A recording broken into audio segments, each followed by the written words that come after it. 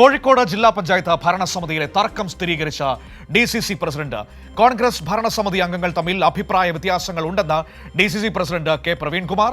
തർക്കങ്ങൾ പാർട്ടിക്കുള്ളിൽ പറഞ്ഞു തീർക്കുമെന്നും ജില്ലാ പഞ്ചായത്ത് പ്രസിഡന്റ് രാജിവെക്കേണ്ട സാഹചര്യമില്ലെന്നും DCC പ്രസിഡന്റ് വ്യക്തമാക്കി. നേരത്തെ ഈ വാർത്ത പുറത്തുവിട്ടത് കൈരളി ന്യൂസ് ആയിരുന്നു. ആദ്യം DCC പ്രസിഡന്റ് വാക്കുകളിലേക്ക്. കോഴിക്കോട് ജില്ലാ പഞ്ചായത്തുമായി ബന്ധപ്പെടുത്തിയ വാർത്തകൾ വിഭാഗം കോൺഗ്രസ് കാൻഡിഡേറ്റ് മില്ലിയോടെ പ്രസിഡന്റ് സ്ഥാനത്ത് മാറ്റം ആവശ്യപ്പെട്ട DCC സമീപിച്ചു. പാർട്ടി തർക്കം തീർക്കുന്നതിന് DCC ഒരു നേതാക്കൾ അതൊക്കെ പാർട്ടിയിൽ ആഭ്യന്തര കാര്യമല്ലേ? അതൊക്കെ മാധ്യമത്തിൽ വിളിച്ചു പറയാൻ പറ്റുമോ? അല്ല, അത് പറയാൻ പറ്റില്ല. ഉണ്ടോ? അല്ല, അതല്ല, കേൾക്കൂ. അത്തരം വിഷയങ്ങളൊക്കെ പാർട്ടിയുടെ ആഭ്യന്തര കാര്യമാണ്. ഏതായാലും ജില്ലാ പഞ്ചായത്ത് ഞങ്ങളെ ഒരു തുറന്ന ജനാധിപത്യ പാർട്ടിയാണ്. ചിലപ്പോൾ DC പ്രസിഡന്റിനോട് തീർപ്പുണ്ടാവും ചില ആളുകൾക്ക്, അവർ പരാതി പറയും, അതൊക്കെ പരിഹരിക്കും. ഏതായാലും പാർട്ടിക്കകത്തുള്ള എല്ലാ തർക്കങ്ങളും അത് പാർട്ടിക്കാരുടെ ഇടയിലാണെങ്കിലും ജില്ലാ പഞ്ചായത്ത് ഇടയിലാണെങ്കിലും ഓപ്പറേഷൻ കൗൺസിലർക്കിടയിലാണെങ്കിലും തീർക്കാനുള്ള പ്രാപ്തമായ നേതൃത്വമുണ്ട്. അതൊക്കെ തന്നെ ഉണ്ടെങ്കിൽ പരിഗണിക്കപ്പെട്ടിട്ടുണ്ട്. തർക്കമൊന്നും ഉണ്ടായിട്ടില്ല, ചെറിയൊരു അഭിപ്രായം ഉണ്ടായിരുന്നു. അതൊക്കെ പറഞ്ഞു സംസാരിച്ചു. ശരി, അത്തരത്തിലൊരു പ്രതിസന്ധി ഉണ്ട് എന്ന് തുറന്ന് സമ്മതിക്കുകയാണ് കോഴിക്കോട് DCC പ്രസിഡന്റ്. നോക്കാം എന്താണ് ആ പ്രതിസന്ധിക്ക് കാരണമെന്ന്. അതിന് പരിഹാരം കാണാൻ കോൺഗ്രസിന് കഴിഞ്ഞിട്ടുണ്ടോ എന്ന് കൂടി പരിശോധിക്കാം. PV കുട്ടനുണ്ട്. കുട്ടൻ, നമ്മളായിരുന്നു കോഴിക്കോട് ജില്ലാ പഞ്ചായത്തിൽ കോൺഗ്രസിലെ ഈ അഭിപ്രായ ഭിന്നത സംബന്ധിച്ച വാർത്ത പുറത്തു കൊണ്ടുവരുന്നത്. ഇപ്പോൾ ആ വാർത്ത സമ്മതിക്കുകയാണ്, അത് ശരിയാണ് എന്ന് സമ്മതിക്കുകയാണ് DCC അധ്യക്ഷൻ. എന്തിന്റെ പുറത്താണ് അവിടെ ജില്ലാ പഞ്ചായത്ത് പ്രസിഡന്റിന് എതിരെ ഒരു വിഭാഗം രംഗത്ത് വന്നിരിക്കുന്നത്? അതിന്റെ കാരണം എന്താണ്? അതിലേക്കാണ്.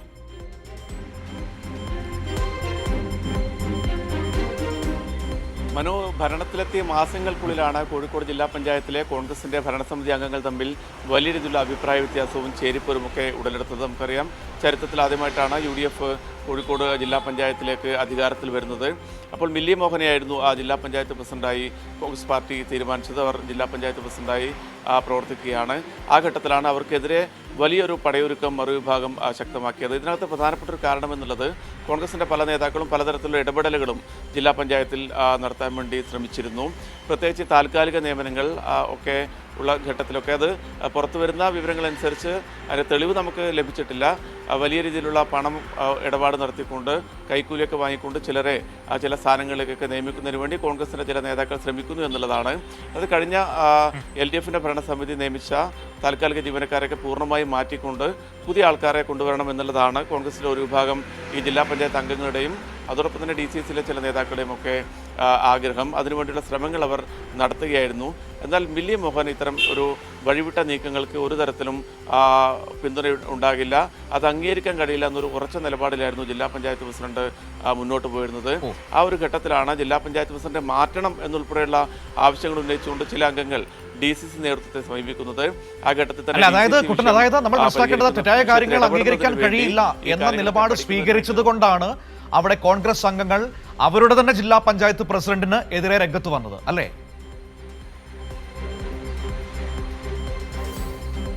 അതെ. ആ ജില്ലാ പഞ്ചായത്ത് പ്രസിഡന്റ് അത്തരമൊരു കർശനമായ നിലപാട് സ്വീകരിക്കുകയും അതിനെ തുടർന്നാണ് DCC നേതൃത്വത്തോട് ജില്ലാ പഞ്ചായത്ത് പ്രസിഡന്റ് മാറ്റണം എന്നുള്ള ആവശ്യങ്ങൾ, അതായത് ഈ അധികാരത്തിലേറെ ഏതാനും മാസങ്ങൾ മാത്രമേ ആയിട്ടുള്ളൂ, ആ ഘട്ടത്തിൽ തന്നെ പ്രസിഡന്റിനെ മാറ്റണം എന്നുള്ള ആവശ്യങ്ങളുമായി ചില അംഗങ്ങളും അതോടൊപ്പം തന്നെ കോൺഗ്രസിൻ്റെ നേതാക്കളുമൊക്കെ DCC ഭാരവാഹികളെ സമീപിക്കുന്നത്.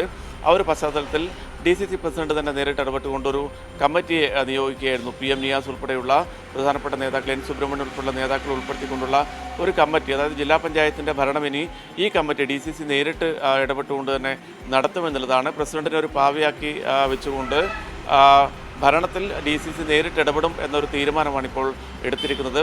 ഈ ഭരണസമിതിയിലെ അജണ്ടകൾ ഉൾപ്പെടെ കോൺഗ്രസിൻ്റെ ഈ കൗൺസിൽ യോഗത്തിൽ ചർച്ച ചെയ്തതിന് ശേഷം മാത്രമേ അതിന് അനുമതി കൊടുക്കുകയുള്ളൂ. അതിനുശേഷം മാത്രമാണ് ജില്ലാ പഞ്ചായത്തിൽ ഇത് അവതരിപ്പിക്കാൻ പറ്റുള്ളൂ എന്ന തരത്തിലുള്ള തീരുമാനങ്ങളാണ് DCC നേതൃത്വം എടുത്തിരിക്കുന്നത്.